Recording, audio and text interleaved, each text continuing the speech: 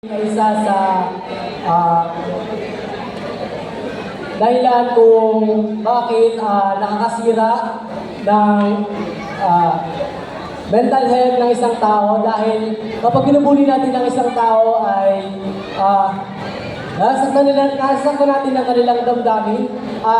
Bilang isang kabataan, pinapayo ko sa bawat isa na iwasan natin ang bullying dahil upang magkaroon ng magandang kinabukasan ang ating bayan. Lapis.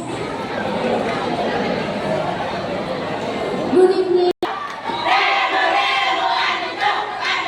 Ginawa. Napakalawak po ng simbahan. Tiniwala po ko sa dulo nito ay puno lang ng mga respeto at pagkunawa.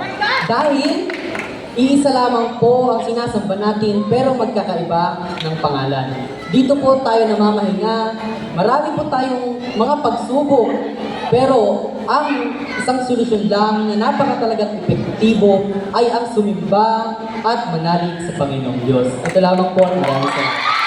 Thank you so much. Candy number 3. Thank you. Ang mga oras, minuto o segundo dahil ito ay importante lalo na sa ating mahihirap. Dapat natin pahalagahan ang oras upang tayo ay umunlad lalo na sa pagtatrabaho, sa mga gawaing importante. Yun lang po. Batang ina. Umiwas po tayo sa tukso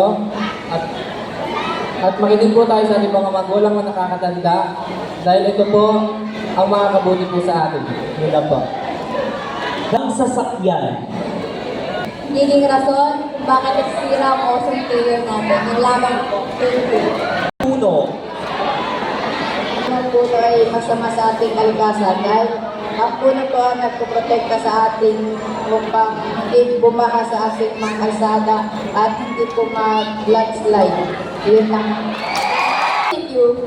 Dito pumapasok ang gender equality. Lahat ng tao ay pantay-pantay at walang discrimination at lahat tayo ay nilikha ng Diyos. Dapat tayo ay walang isa't isa. Yun lamang po at maraming salamat. Thank you so much. Ito ang pinakamahalaga at pinakaharap ng mga tao sa ngayon.